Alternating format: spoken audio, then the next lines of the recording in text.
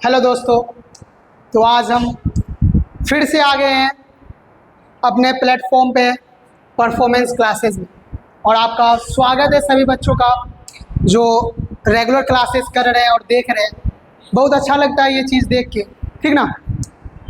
तो पिछले क्लास में हम लोग एडवर्ब पढ़े थे और बहुत ही अच्छे से पढ़े थे और बहुत ही अच्छे से समझे थे कि एडवर्ब किसको बोलते हैं।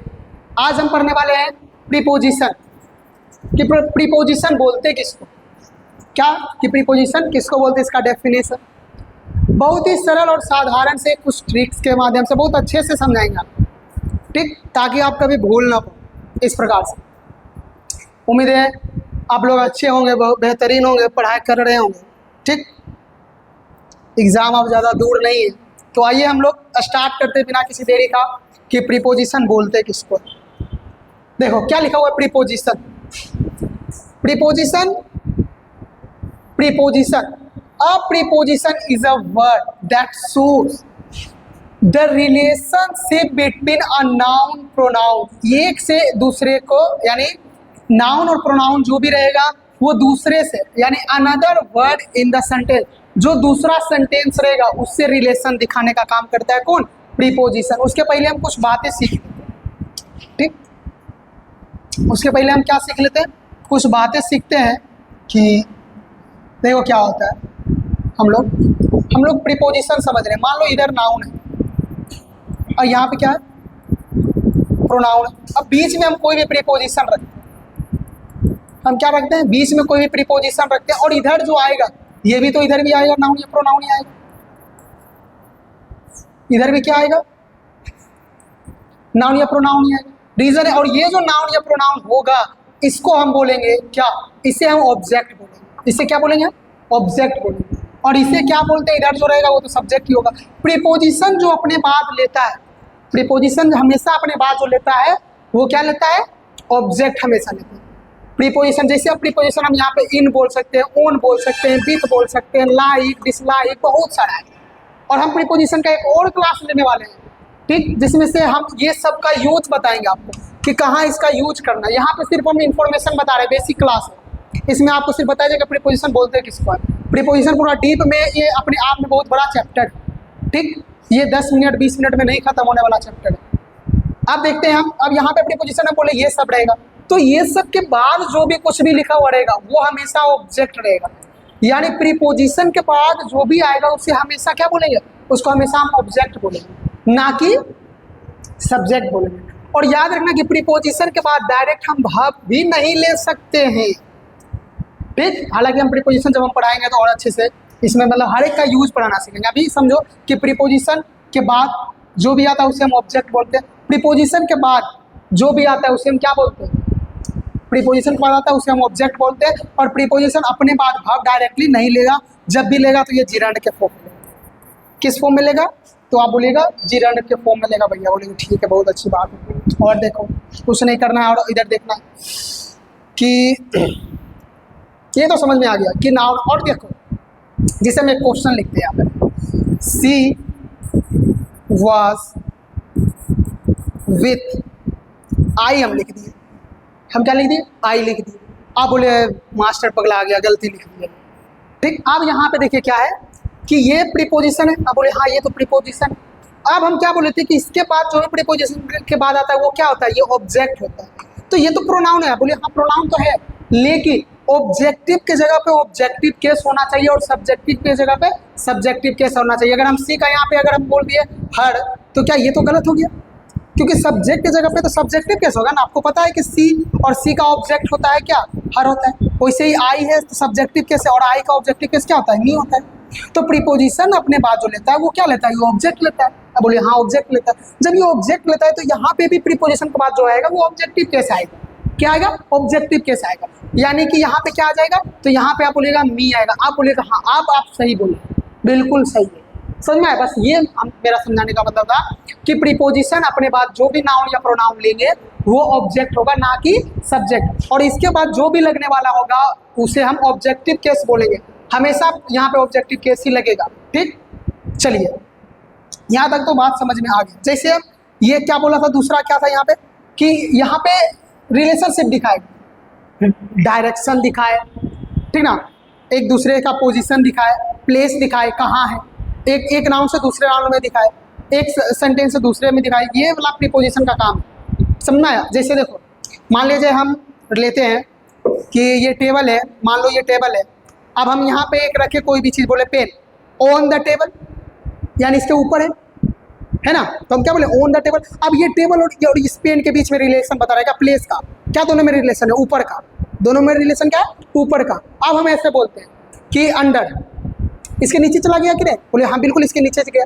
अब रिलेशन बता रहा है कि नहीं, अब हम बोलेंगे कि दो चीज़ रहेगा, आप बोलेंगे बिटवीन, दो जो लोगों के बीच में बिटवीन, तो उसका रिलेशन, यानी दो नाउन जो भी रहेगा उसके बीच का ये दिखाएगा क्या, ये दिखाने वाला है। प्रीपोजिशन का काम होता है। समझ में आया? आप बोलेगा हाँ बिल्कुल मुझे समझ में आ गया कि प्रीपोजिशन का काम है। जैसे देखो यहाँ पे, जैसे यहाँ पे था, प्रीपोजिशन होते कौन है, देखो प्रीपोजिशन क्या बोले कि पोजीशन दिखाएगा। ठीक, अब देखो जैसे प्रीपोजिशन जैसे हम यूज कर सकते हैं सम इंपॉर्टेंट प्रीपोजिशन में, हालांकि हम अभी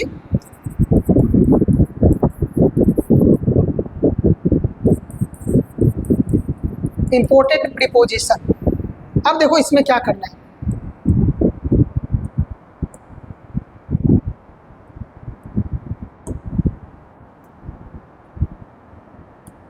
देखो सबसे पहले प्रीपोजिशन में जैसे हम यूज करेंगे इन, क्या हो जाता है,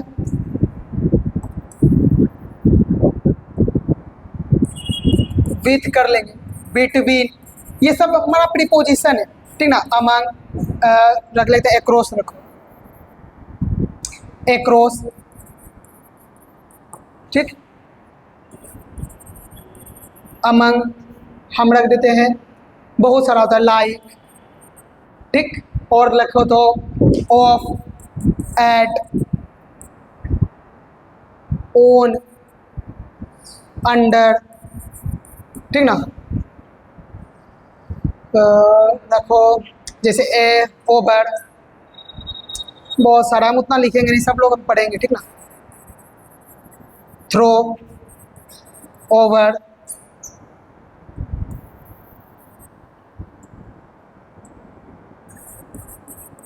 ओवर, ठीक है, ये सब का हम लोग सबका बोले ना एक सेपरेट क्लास और प्रीपोजिशन का लेंगे, जिसमें आपको बताया जाएगा कि कैसे, मतलब सबका यूजेस क्या है, कहाँ कहाँ, जैसे बिसाइड हो गया, बिसाइड्स हो गया, बहुत सारे, ठीक ना, हम ऐसे से एक्सेट्रा बहुत सारे हम पढ़ते रहेंगे, एक एक करके सब पढ़ेंगे।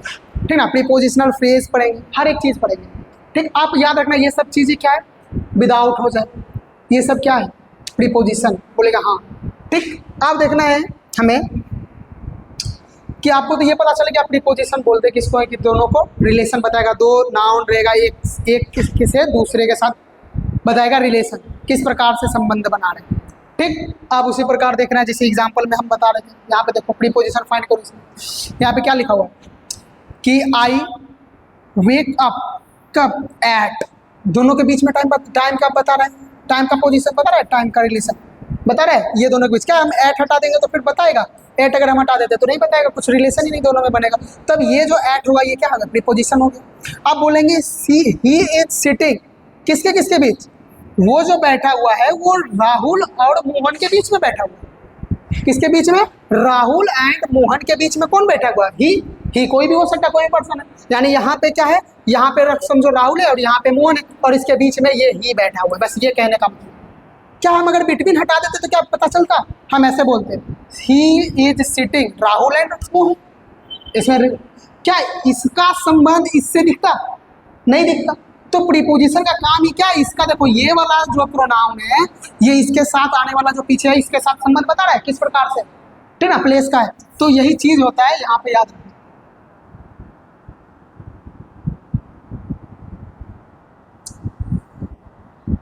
जैसे देखो समझ में आ गया, जैसे यहाँ पे बताए थे कि यहाँ पे राहुल है और यहाँ पे मोहन है, तो इसके बीच में ही है, तो यहाँ पे ये बिटवीन, दो के लिए बिटवीन का इस्तेमाल होता है, दो से ज्यादा अमंग का इस्तेमाल होगा। तो दो लोग थे और दो राहुल और मोहन के बीच में बैठा हुआ था कौन, ही, तो ये प्रीपोजिशन हो जाएगा। तो ये क्या हो जाएगा, ये बिटवीन क्या हो जाएगा, प्रीपोजिशन। अब यहाँ पे बोल रहे हैं the book is on the table, कहाँ पे, ऑन द टेबल, जैसे ही बोले ऑन तो प्रीपोजिशन हो गया, संबंध बता रहे हैं। जैसे यहाँ पे बोले थे कि ये टेबल है, मानो ये टेबल है और टेबल के ऊपर है, ठीक है, ये क्या है, बुक टेबल के ऊपर में है, बस तो दोनों के बीच में संबंध बता रहा है किस प्रकार, प्लेस का, समझ में, बस। तो ये क्या हो जाएगा, प्रीपोजिशन हो, कोई दिक्कत, बोलेगा नहीं, कोई प्रॉब्लम नहीं, ठीक। आप देखना है कि देखो बस वही चीज़ बता रहे थे, देखो यहाँ पे बारीकी से आप पिक्चर मेथड से समझो, ठीक ना। देखो यहाँ पे क्या लिखा हुआ है, ओन, क्या टेबल, टेबल पर लिखा हुआ है, यहाँ पे दिख रहा है ओन, टेबल पे दिख रहा है, कहाँ, टेबल पे दिख रहा है।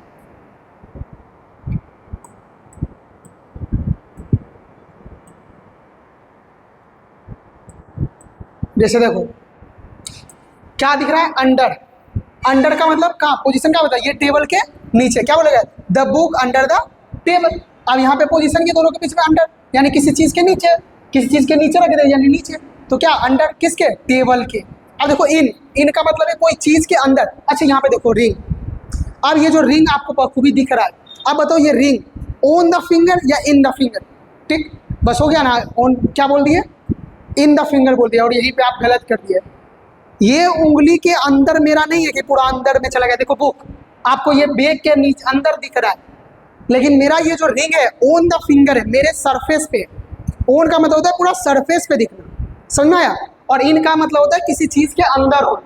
तो क्या ये जो है मेरा रिंग जो है, ये जो रिंग आपको बखूबी दिख रहा है, क्या ये रिंग मेरे फिंगर पे है ना कि मेरे फिंगर के अंदर चला गया, ये मेरे सरफेस पे, तो यहाँ पे ऑन लगेगा, कोई दिक्कत, बोलेगा नहीं, कोई प्रॉब्लम नहीं, समझ में आ गया। अब देखो यहाँ पे क्या लिखा हुआ, बिहाइंड, ठीक ना, किसी चीज़ के पीछे, तो the book is behind the chair, chair के पीछे है ये, ठीक। अब यहाँ पे देखो बिटवीन का बोले, ये रेड वाला दो बुक है और ये दो रेड वाले बुक के बीच में एक ब्लू बुक है, तो वही चीज़ है, बोल रहा है the book is between two books, समझना है, बस वही चीज़ है।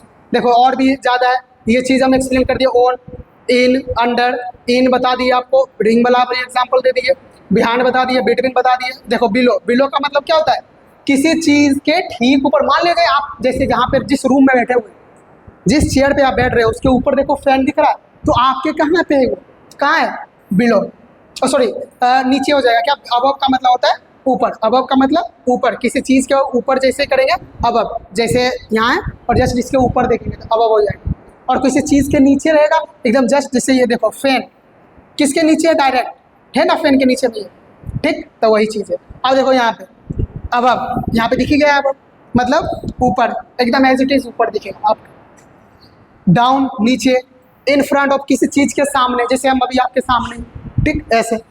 अब देखो नियर, पास में होना, जैसे ये दोनों देखो आपस में आप एक दूसरे के पास है कि नहीं, my house is near the school, मेरा जो घर है वो स्कूल के नज़दीक में है, पास है। अब यहाँ पे बिसाइड का मतलब बगल, ठीक ना, बिसाइड्स के अलावा, ये सब इस्तेमाल करते हैं। देखो इन का मतलब होता है किसी चीज़ के अंदर, ओन जो होता है वो सरफेस पे होता है, याद रखना, ओन का मतलब सरफेस पे होता है, जो कि एग्जाम्पल हम बता दिए। और आप क्या बोले थे सब पहले, इन द फिंगर बोले थे, नहीं, लेकिन क्या होगा, ऑन द फिंगर, कोई दिक्कत, बोलेगा नहीं। अब हमें फाइंड करना है प्रीपोजिशन, इसमें बेसिक था जानकारी, ये सब काम बेहतरीन तरीके से इस्तेमाल करना सीखेंगे, समझ में आया, बोलेगा हाँ बहुत अच्छे से समझ में आया। अब यहाँ पे क्या लिखा हुआ है, ही इज क्या, ऑन द टेबल, ये दोनों के बीच में पोजीशन का बोल रहा है, क्या ऑन हटा देते तो क्या समझ में आता है, बोलता है ही बुक इज, ठीक ना। देखो क्या हो जाएगा, प्रीपोजिशन,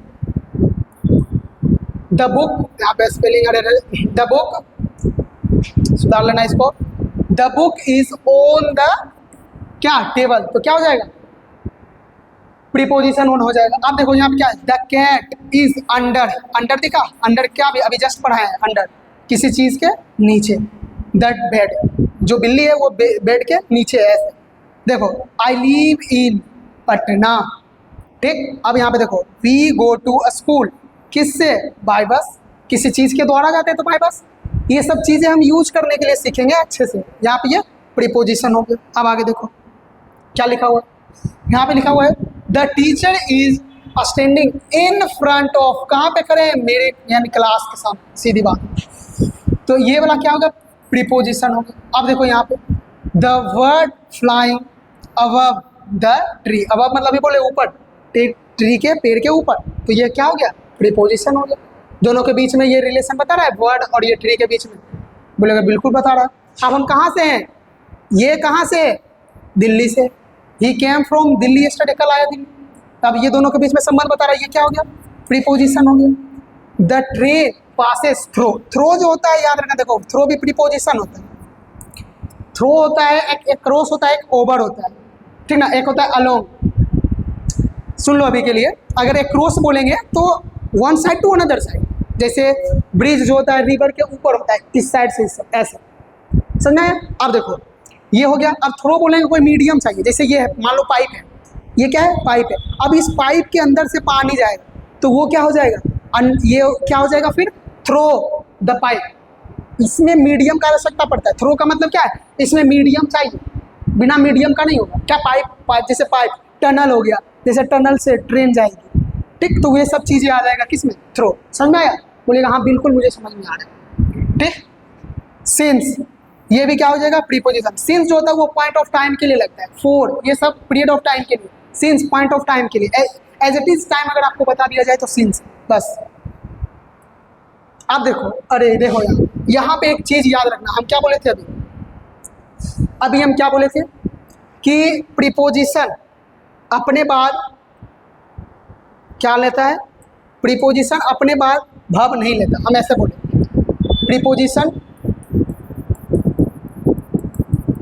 प्रीपोजिशन अपने बाद वर्ब डायरेक्ट तो लेता नहीं। अब देखो यहाँ पे, अब यहाँ पे हेल्प है या हेल्पिंग है, अब क्या लेता है, सिचुएशन, क्योंकि यहाँ पे तो फोर प्रीपोजिशन मिला, ये तो प्रीपोजिशन दिख रहा है हमें, बोले हाँ बिल्कुल हमें दिख रहा है। अब बताओ कि हेल्प या हेल्पिंग, तो आप बोलिएगा हेल्पिंग। अब थोड़ा सा इसके बारे में हम डाउट क्लियर कर देते हैं, बस 1 मिनट आप लोगों का टाइम लगेगा और हम इसको क्लियर कर देंगे, ठीक है ना। वर्ब नहीं लेगा तो प्रीपोजिशन जो लेगा वो जिरंड लेगा। इसका मतलब जिरंड किसको बोलते हैं, तो जिरंड हम बोलते हैं V1 ING को बोलते हैं। जिरंड किसको बोलते हैं, V1 ING को बोलते हैं। समझ में आया। अब देखो करना क्या है कि अब यहाँ पे एक बच्चे को डाउट ये हुआ कि भैया बताइए कि V1 ING, तो V1 ING तो हम ये पढ़े हैं, क्या पढ़े हैं वो V1 ING ये पढ़ा है, बता देते हैं क्या पढ़ा है। ये वो पढ़ा है कि V1 और ING ये तो कंटिन्यूस भी होते हैं। ये क्या होता है, ये तो कंटिन्यूस भी होते हैं, ठीक। और आप बोल रहे हैं V1 ING जिरंड होते हैं, तो क्या ये दोनों सेम है, एक डाउट है, क्या ये दोनों को सेम बोलते हैं, कंटिन्यूस और जिरंड।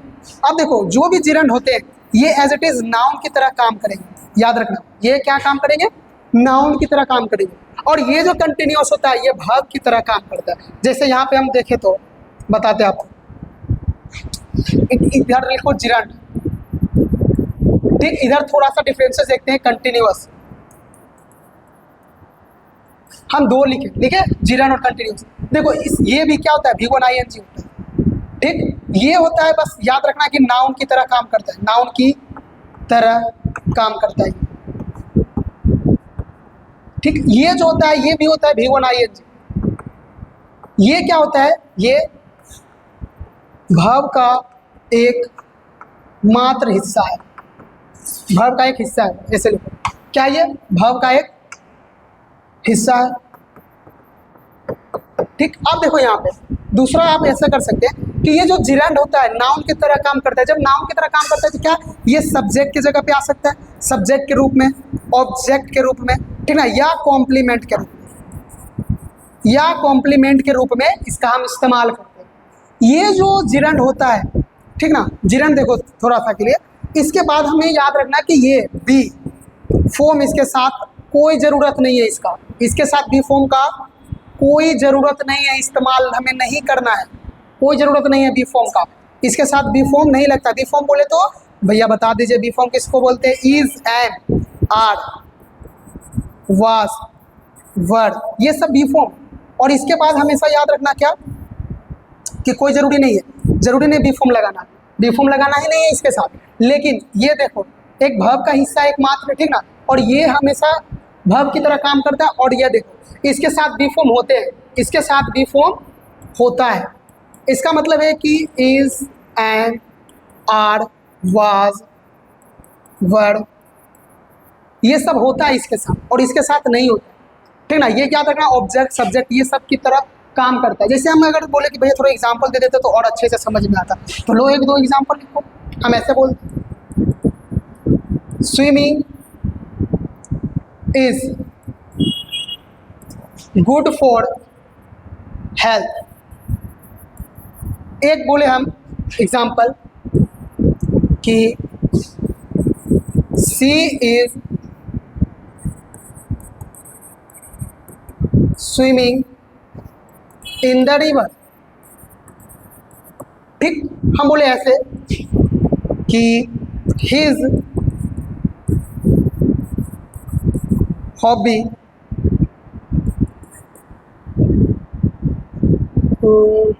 देखो ऐसे नहीं, दूसरा लिखो यहाँ पे ऐसे। एक कोई इसका एग्जांपल रख लो, हो गया जैसे स्मोकिंग।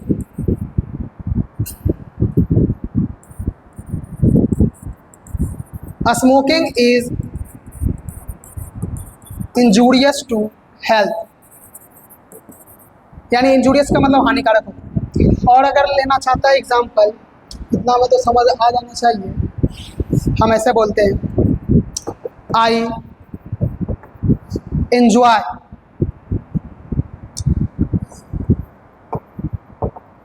Reading a book. हम ऐसे बोले, क्या बोले, हम ऐसे बोले। अब यहाँ पे 4 एग्जाम्पल है, बहुत अच्छे से समझ में आए।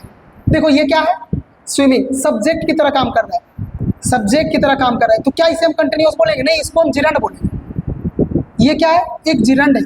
ठीक, ये नाउन की तरह काम करता है। समझ में आया? अब देखो यहाँ पे फिर देखो स्विमिंग, यहाँ पे ये कंटिन्यूअस एक भाव है, कंटिन्यूअस एक भाव है। ये क्या है, एक भाव की तरह काम कर रहा है। हम क्या बोले थे, इसके साथ बी फॉर्म होता है, क्या इसके साथ बी फॉर्म आ रहा है? आप बोलिए हाँ। क्या इसके साथ बी फॉर्म आ रहा है इधर? बोलिएगा नहीं, इसके साथ नहीं आ रहा है, पर इसके साथ आ रहा है। ठीक, तो ये कंटिन्यूअस है। जैसे स्मोकिंग भाव होता है, लेकिन यहाँ पे जिरंड है, सब्जेक्ट की तरह काम कर रहा है। ठीक, आप ये नाउन क्या बोले, नाउन की तरह काम करता है जिरंड।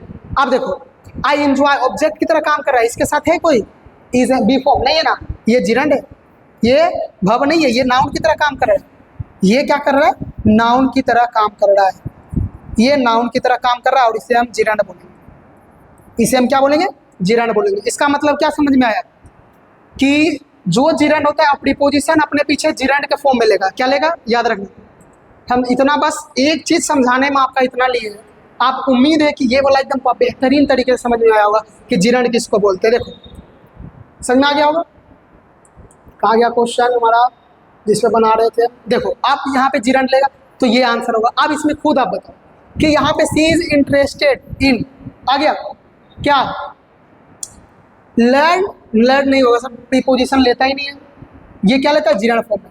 और याद बता दिया कंटिन्यूस, हर एक आईएनजी फॉर्म वाला जिरंड नहीं हो सकता। जिरंड अलग है, कंटिन्यूस अलग है, दोनों के एक साथ नहीं बोलेंगे। क्या बोलेंगे, दोनों एक नहीं है, एक नाउन की तरह काम करता है, एक वर्ब की तरह काम करता है। और बेहतरीन तरीके से हम समझाने का प्रयास भी किए, एग्जाम्पल भी दिए, उम्मीद है समझ में आ गया होगा। अब यहाँ पे देखो विदाउट क्या है, प्रीपोजिशन। इसके बाद देखो सेइंग होगा, बिना बोले वो चला गया।